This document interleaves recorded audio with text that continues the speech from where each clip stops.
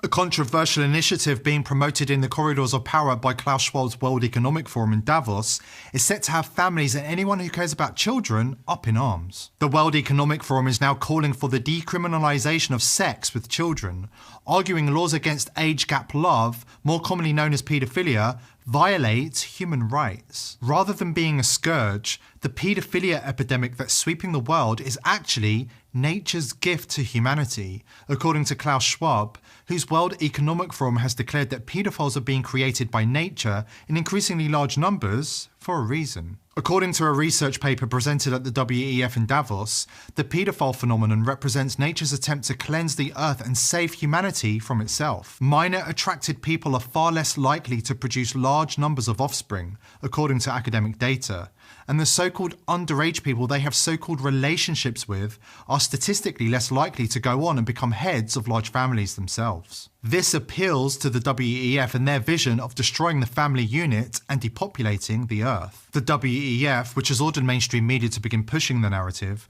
wants to introduce an international policy that will require the majority of countries to decriminalise or at the very least relax their laws against paedophilia. The New York Times, always at the forefront of the globalist agenda, ran an op-ed arguing that paedophilia is not a crime. According to the Times, civil rights protections must be extended to paedophiles. Without legal protection, a paedophile cannot risk seeking treatment or disclose his status to anybody for support. Not to be outdone, CNN countered with an article proclaiming that paedophiles are not monsters or social deviants living in the shadows. According to CNN, it's high time for society to update its image of paedophiles. CNN followed up this article with an even more explicit call for sympathy.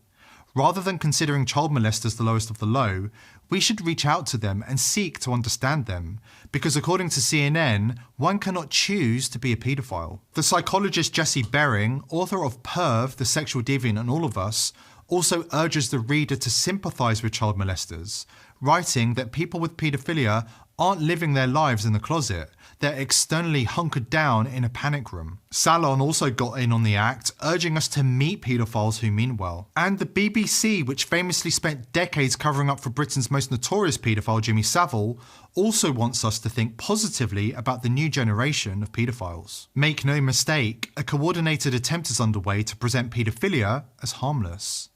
What is going on?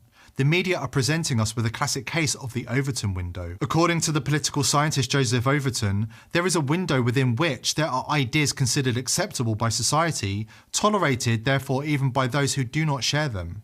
Ideas outside this window are considered extremist and not accepted in public debate. From this Overton window idea, there has been a move to theorise how an idea that is currently radical can succeed in becoming accepted by society or even become popular policy. It is a scale of perceptions, whereby one goes from seeing an idea as unthinkable to seeing it as radical, then acceptable, then popular, and at that point translated into practice by politics. According to the global elite in Davos, it's time for mainstream society to catch up with them and relax the outdated social taboo against paedophilia.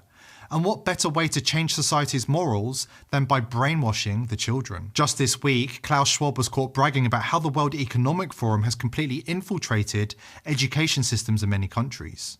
According to Schwab, if children are exposed to the WEF ideology at a young enough age, they can be completely indoctrinated.